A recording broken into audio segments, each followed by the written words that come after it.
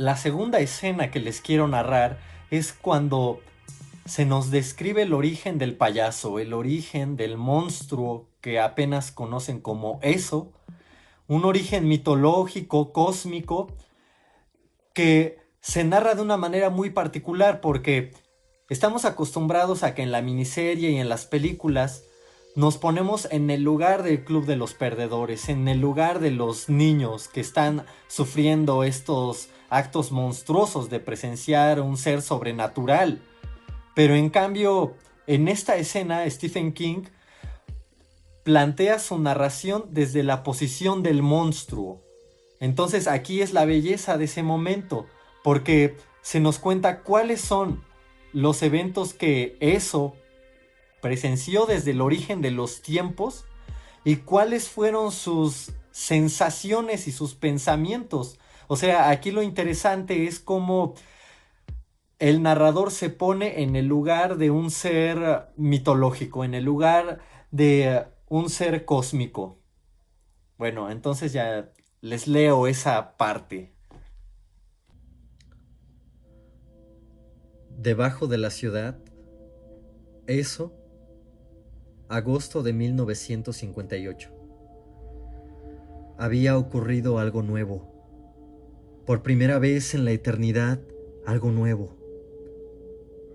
Antes del universo, había solo dos cosas. Una era eso, la otra, la tortuga.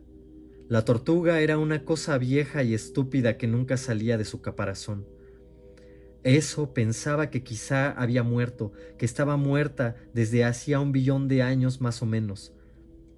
Aunque así no fuera, seguía siendo una cosa vieja y estúpida.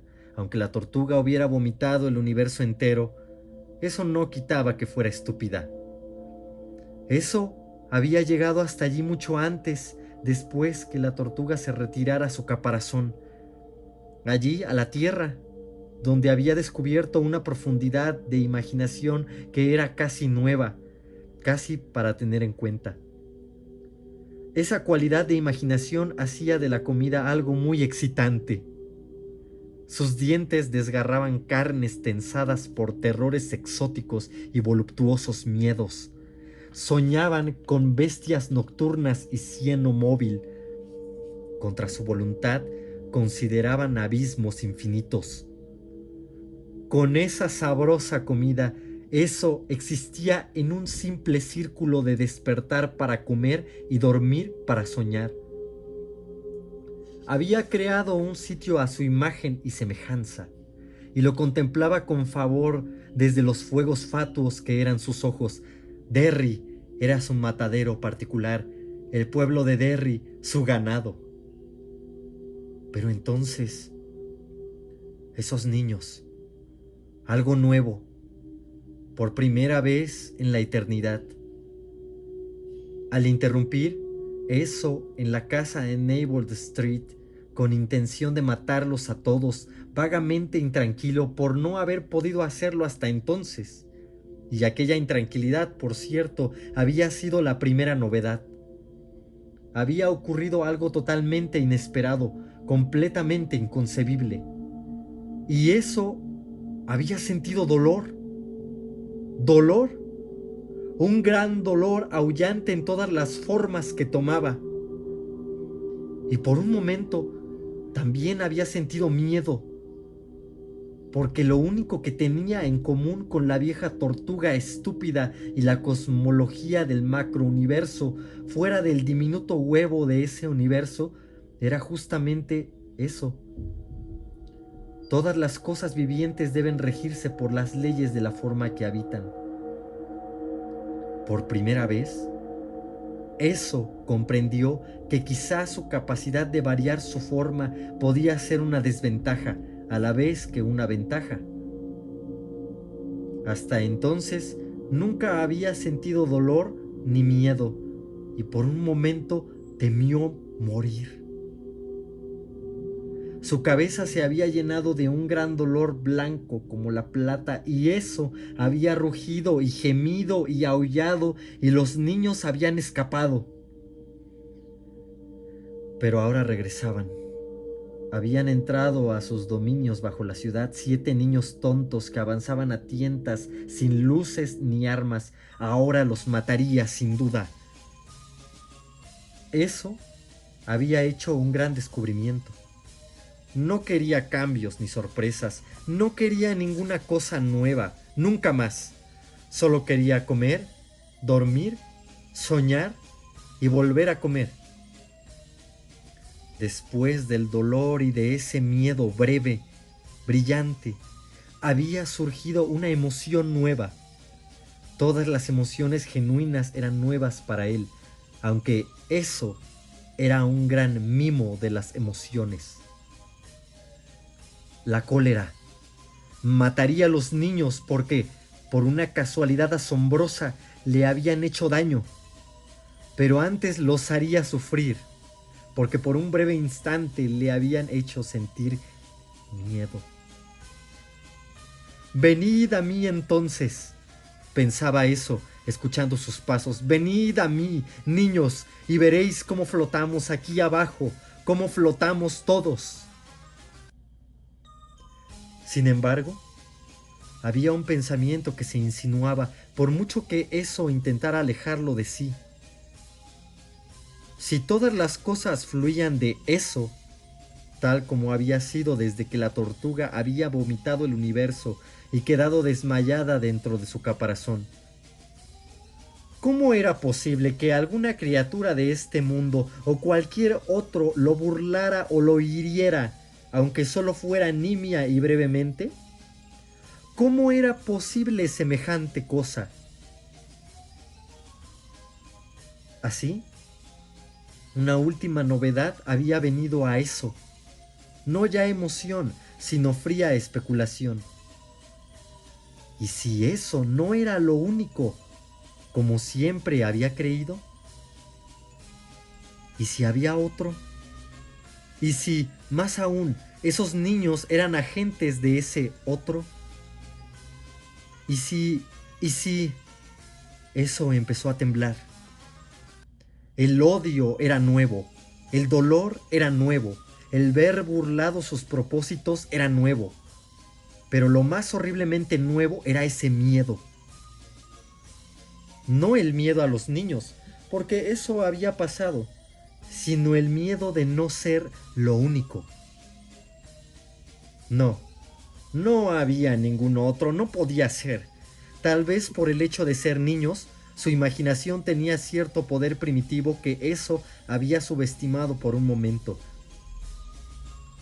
Pero ahora que regresaban, eso los dejaría acercarse y luego los arrojaría uno a uno en el macrouniverso, en los fuegos fatuos de sus ojos. Sí, cuando llegaran allí, eso los arrojaría implacablemente a los fuegos fatuos.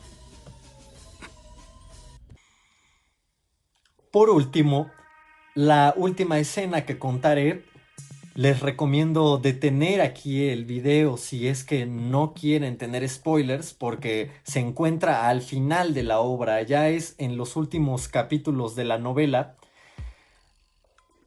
Y aquí me parece muy importante porque nos habla de cómo después de la batalla final contra eso, contra aquel monstruo cósmico, llueve en Derry, llueve en la ciudad en la cual han ocurrido todos esos eventos del libro, de las novelas, de la película. Y esa lluvia es tan poderosa que se vuelve una tormenta y una inundación que termina por destrozar montones de casas y casi la ciudad entera. Aquí yo le encuentro un sentido simbólico a esta escena que nunca se ha adaptado, porque Derry, la ciudad o el pueblito donde se sitúan los acontecimientos, es también el monstruo. Derry es eso. El monstruo es la ciudad. ¿Y por qué digo esto? Porque finalmente se trata sobre los miedos de las personas, pero también sobre la maldad humana. O sea, eso, Pennywise, es un símbolo de los temores más profundos del ser humano, de la infancia, pero también de las atrocidades que pueden hacer las personas. Esto en algunos momentos de las películas se ha mostrado, por ejemplo, cuando van a robar a la farmacia y entonces se ven las intenciones que tiene el vendedor con la niña Beverly. Y también en otros momentos cuando los protagonistas de las escenas macabras no son ni el payaso ni sus apariciones fantasmales, sino las mismas personas, con sus crueldades racistas, homofóbicas, machistas. Toda esa maldad es Derry. Y en ese sentido, la inundación al final de la obra es muy importante porque significa la purificación del espacio. La purificación de aquel lugar donde se mataban niños, donde quemaban a personas negras, donde acosaban a los homosexuales y los violentaban. Entonces, yo pienso que cuando los muchachos, el club de los perdedores, terminan destruyendo al monstruo, también se destruye la maldad de la ciudad. Por eso es que la inundación significa esa renovación de aquel espacio en donde se narraron todos estos eventos. Y bueno, finalmente esta obra contiene muchísimas escenas muy interesantes que no se adaptaron al cine o a la televisión, pues porque es una novela de más de 1000 páginas. Entonces, si ustedes quieren que siga leyendo algunas de las escenas que nunca fueron adaptadas de eso, pues déjenlo en los comentarios. Entonces, hasta aquí voy a dejar el video y ya dejo esta lectura sobre la escena de la inundación. Hasta pronto. Derry, 10-10-15. A las 10 de la mañana, la incesante vibración que corría por las calles del centro aumentó hasta convertirse en un rugido resonante. El Derry News publicaría que los soportes del sector subterráneo del canal, debilitados por el violento ataque de aquella inundación masiva, se habían derrumbado. Sin embargo, hubo quienes disintieron de esa opinión. Yo lo sé porque estaba allí, diría Harold Gardner a su mujer. No es porque los soportes del canal se hayan derrumbado. Fue un terremoto, ni más ni menos. Fue un verdadero terremoto, joder. De todas maneras, los resultados fueron los mismos. Mientras el rugido iba en constante aumento, las ventanas empezaron a hacerse añicos. Los cielos rasos fueron cayendo y el crujir inhumano de las vigas retorcidas y de los cimientos se aunó hasta formar un coro horripilante. En la fachada de ladrillos de Machen, las grietas corrían hacia arriba por entre los agujeros de balas como manos codiciosas. Los cables que sostenían la marquesina del cine Aladdin sobre la calle se rompieron. El callejón de Richard, que corría tras la farmacia Center, se llenó súbitamente con una avalancha de ladrillos al derrumbarse el edificio Dowd, erigido en 1952. Se elevó una inmensa nube de polvo amarillento que el viento se llevó como un velo. Al mismo tiempo estalló la estatua de Paul Bunyan frente al centro cívico, como si se cumpliera finalmente la antigua amenaza de aquella profesora de arte. La cabeza, barbada y sonriente, voló perpendicularmente por el aire. Una pierna iba hacia adelante y la otra hacia atrás, como si Paul hubiera intentado una voltereta tan entusiasta que hubiera terminado por desmembrarlo. La parte media de la estatua estalló en una nube de esquirlas de metralla, mientras la cabeza del hacha de plástico se elevaba al cielo lluvioso para caer luego y perforar limpiamente el techo del puente de los besos y, después, el suelo. Y por fin, a las 10:02 de esa mañana, el centro de Derry se derrumbó. Casi toda el agua de la torre depósito había cruzado Kansas Street para terminar en los Barrens, pero un torrente corrió hacia el distrito comercial haciendo el trayecto por Up Mill Hill. Tal vez esa fue la gota que desbordó el vaso. O quizá hubo realmente un terremoto, tal como Harold Gardner aseguró a su mujer. Main Street se llenó de grietas estrechas como un puño, que empezaron a abrirse como bocas hambrientas. El ruido del canal se elevó, ya no ensordeciendo, sino con una potencia amenazadora. Todo empezó a estremecerse. El anuncio de neón que proclamaba liquidación de mocasines frente a Shorty Squire cayó a la calle e hizo un cortocircuito en el agua. 2 segundos después, el edificio de Shorty contiguo a una librería empezó a descender. El primero en ver ese fenómeno fue Buddy Armstrong, que dio un codazo a Alfred Sidner, quien miró boquiabierto y codeó a Harold Gardner. En cuestión de segundos, la operación de refuerzo con bolsas de arena quedó en suspenso. Los hombres alineados a ambos lados del canal se quedaron inmóviles, mirando fijamente la escena bajo la lluvia torrencial, con el horror estampado en la cara. Shorty Squire parecía estar en algún gigantesco ascensor que iba hacia abajo. Se hundió en el cemento con majestuosa dignidad. Cuando se detuvo, uno habría podido entrar por las ventanas del segundo piso desde la acera inundada. Brotaba agua de todo el edificio. Un momento después, el propietario apareció en el tejado, agitando desesperadamente los brazos para que lo rescataran. Pero fue totalmente borrado, al hundirse también el edificio de oficinas contiguo en cuya planta baja estaba la librería. Por desgracia, este no se hundió tan en línea recta como el de Shorty, sino con una marcada inclinación. Por un momento se pareció a esa chapuza de Pisa, a esa torre que aparece en todas las cajas de fideos. Al inclinarse, empezó a despedir ladrillos por los lados y desde arriba. Varios de ellos golpearon al propietario Harold Gardner. Lo vio retroceder, tambaleándose, llevándose las manos a la cabeza. En el momento en que los 3 pisos superiores de la librería se deslizaban limpiamente. Entre los que estaban apilando bolsas de arena, alguien dio un grito. Un momento después, todo se perdía en el atronador rugido de la destrucción. Algunos hombres perdieron el equilibrio o fueron despedidos hacia atrás. Harold Gardner vio que los edificios de la acera opuesta de Main se inclinaban hacia adelante. La calle misma se hundía, rompiéndose. El agua se levantó en olas, y los edificios de ambas aceras, uno tras otro, pasaron más allá del centro de gravedad hasta estrellarse contra la calle. El Banco del Nordeste, el Showboat, el restaurante Bailey, la tienda de discos Bandler, solo que a esas alturas ya no había calle contra la que estrellarse.